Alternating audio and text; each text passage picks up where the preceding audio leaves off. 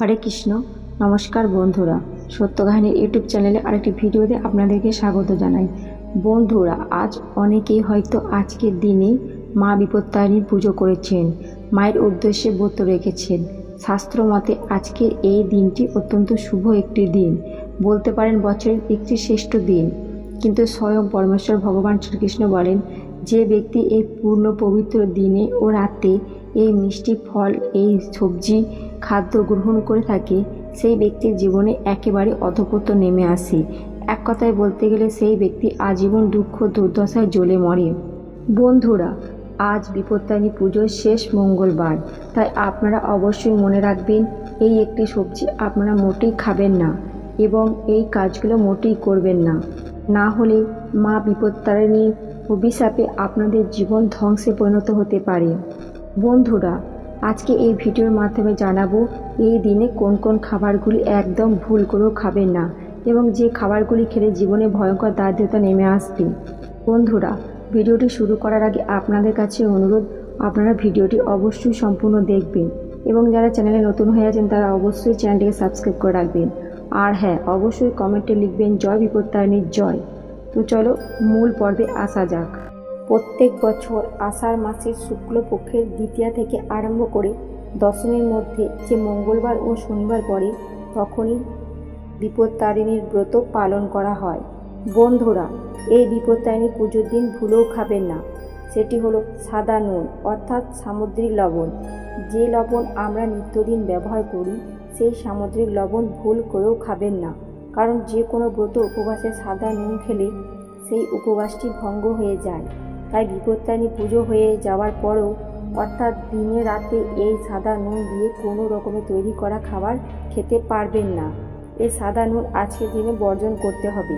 এর পরিবর্তে আপনারা সৌন্দর্য লবণ ব্যবহার করতে পারেন। দ্বিতীয়ত, এই দিন ভুল করেও পোড়া জাতীয় কোনো খাবার খাবেন না, যেমন বেগুন পোড়া, পটল পোড়া, টমেটো পোড়া ইত্যাদি। সেই সঙ্গে মাথায় রাখবেন, এই পূর্ণ পবিত্র দিনে ভাত, রুটি, গমের তৈরি কোনো খাবার ভুল করেও এই দিন খাবেন না এবং ভুল করেও এই দিন বাড়ির মধ্যে বলুন বা বাড়ির বাইরে মদ্যপান করবেন না। তাই এই দিন অতি অবশ্যই নেশা জাতীয় খাবার এড়িয়ে চলুন। এছাড়াও এই দিনে বাড়ির মধ্যে মাছ, মাংস, ডিম, পেঁয়াজ, আমিষের সাথে কোনো খাবার ভুল করেও মুখে তুলবেন না। তবে সবথেকে গুরুত্বপূর্ণ যে বিষয়টি হলো, এই বিপত্তারিণী ব্রতের দিন গাজর খাবেন না। বন্ধুরা, শাস্ত্র মতে বেশি করে গাজর খাওয়া গো মাংসের সমতুল্য। তাই এই বিপত্তারিণী ব্রতের দিন এই খাবারগুলি থেকে দূরে থাকুন। তাহলে আপনার যে রকম মঙ্গল ঘটবে, আপনার পরিবারেও সেই রকমই কল্যাণ হবে। এই দিন শুদ্ধ মনে থাকবেন, মনে কোনো খারাপ বিচার আনতে দেবেন না এবং এই দিন মা বিপত্তারিণীর প্রসাদ খেয়ে কাটাবেন। কোনো রকমের চাল বা ধান থেকে তৈরি যে কোনো খাবার, যেমন চিড়ে, মুড়ি, এইসব খাবারগুলি কিন্তু বিপত্তারিণীর ব্রতে চলে না। রুটি বা গম থেকে তৈরি কোনো জিনিসই। এই বিষয়গুলি অতি অবশ্যই মাথায় রাখবেন।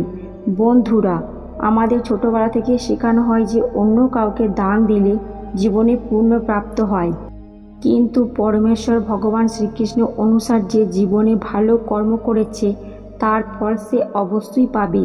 কিন্তু কিছু জিনিস বন্ধুরা কখনোই কাউকে দেওয়া উচিত নয়, নইলে জীবনে নেমে আসবে ঘোর অন্ধকার ও চরম ভয়ঙ্কর দারিদ্রতা। এতেই সংসার তছনছ হয়ে যাবে, পরিবারে অকাল মৃত্যু আপনি দেখতে পাবেন। তাই বন্ধুরা, জীবনে সুখে থাকতে এই দিনে অবশ্যই মাথায় রাখবেন, বিষ্ণু পুরাণ ও গরুড় পুরাণ অনুসারে এই 5টি জিনিস মা লক্ষ্মীর সঙ্গে সম্পর্কিত রয়েছে। তাই যার জীবনে মা লক্ষ্মীর কৃপা থাকে তার জীবনে সুখ, শান্তি, মান, সম্মান, অর্থ, ধন সম্পত্তি কোনো কিছুরই অভাব হয় না। কিন্তু যার জীবনে মা লক্ষ্মীর কৃপা থাকে না তার জীবন অত্যন্ত কষ্টদায়ক হয়। তাই বন্ধুরা, আপনিও মা লক্ষ্মীর সাথে সম্পর্কিত। এই দিনে এই 5টি জিনিস কখনোই কাউকে দেবেন না। নাম্বার 1, বন্ধুরা, এই দিনে মহিলাদের ব্যবহার করা গয়না ও গোপন বস্তু ভুলেও কাউকে দেবেন না। বন্ধুরা, মহিলাদের গয়না বা মা লক্ষ্মীর মনের প্রতীক বলে মনে করা হয়, আর এই জন্যই গয়নাগাটি কেনার পর মায়ের চরণ ছুঁয়ে তারপরেই আমরা ব্যবহার করি। আর আমরা সকলেই জানি যে বাড়ির মহিলারা হচ্ছে লক্ষ্মীর প্রতিরূপ। তাই তাদের গয়না কখনোই ধার হিসেবে বা দান করা উচিত নয়। বিশেষ করে মঙ্গলসূত্র, পায়েল ও বিছা। বন্ধুরা, এই গয়নাগুলি আপনারা যদি কাউকে দেন তাহলে সেই ব্যক্তির ভাগ্য গয়নার সাথে সাথে সেই বাড়ি ত্যাগ করে। নাম্বার 2, বন্ধুরা, এই দিন সূর্যাস্তের পর কখনোই দুধ, দই, চাল, আটা ও লবণ এমন সাদা জিনিসের দান কখনোই করবেন না, কারণ সাদা জিনিসের নজর একটু বেশি লাগে। এর ফলে বাড়ির পজিটিভ ঊর্জা বাড়ি থেকে চলে যায়।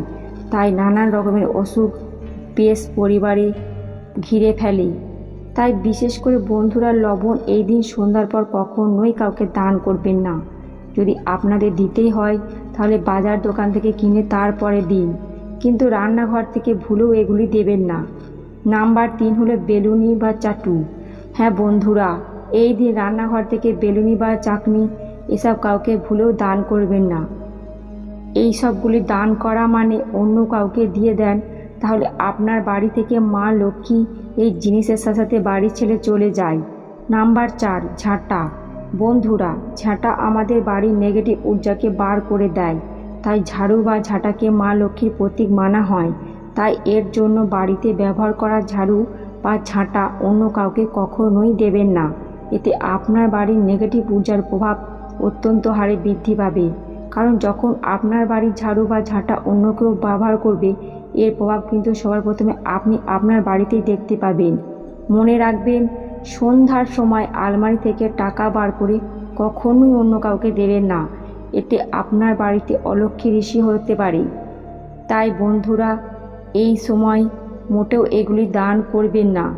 আপনার বাড়িতে পুজোর সময় ধূপ, ধুনো, প্রদীপ ধরানো এবং সাথে সাথে শঙ্খ বাজানো হয়।